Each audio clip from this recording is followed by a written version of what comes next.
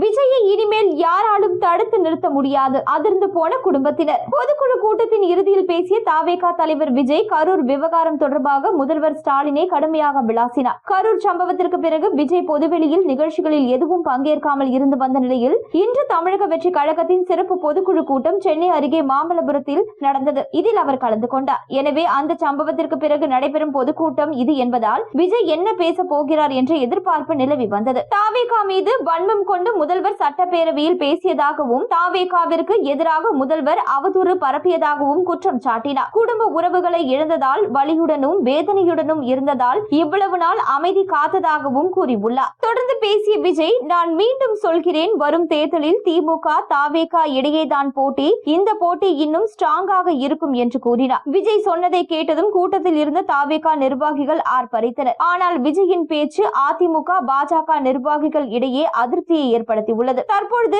ஏற்பட்டுள்ள இடையூறு தற்காலிகமானது. இயற்கையும் இறைவனும் மக்கள் சக்தியும் நம்முடன் இருக்க போகிறார்கள். இயற்கையை இறைவனிடம் தமிழ் சொந்தங்கள் வடிவில் மாபெரும் சக்தியாக நம்முடன் இருக்கும் பொழுது வெற்றி நிச்சயம். 2026 இரண்டே 2 நபர்களுக்கு தான் போட்டியே. போட்டி வலுவாக மாறப்போகிறது. 100% வெற்றி நமக்கே என தெரிவித்துள்ளார். தாவேகா பொதுக்குழுவில் முதல்வர் வேட்பாளர் விஜய் தான் என்று தீர்மானம் நிறைவேற்றப்பட்டுள்ளது. மேலும் விஜயும் திமுக தாவேகா இடையேதான் போட்டி என்று கூறியுள்ளார். இதனால் தாவேகா தலையில் கூட்டணி அமைய போவது உறுதியாகியுள்ளது. எப்படியாவது விஜயை கூட்டணியில் சேர்த்து விடலாம் என அதிமுகவும் பாஜகவும் கணக்கு போட்டிருந்தது. ஆனால் விஜய் தனது பேச்சின் மூலம் இவர்களின் கூட்டணி கனவுகளை மொத்தமாக முடித்து விட்டுள்ளார். இவரின் பேச்சால் விஜய் குடும்பத்தினரும் வியந்து போய் உள்ளனர். தடைகள் வந்தால் அதனை எப்படியாவது முறியடித்து தான் நினைத்த காரியத்தை சாதிப்பதில் குறியாக இருப்பவர் தாவேகா தலைவர் விஜய். தற்பொழுது தேர்தலில் மிக தீவிரமாக இறங்குவார் என குடும்பத்தினர்கள் தெரிவித்து வருகிறார்கள். விஜயின் மனைவி சங்கீதாவும் விஜயின் பேச்சை பார்த்து மிரண்டு இருக்கிறார்.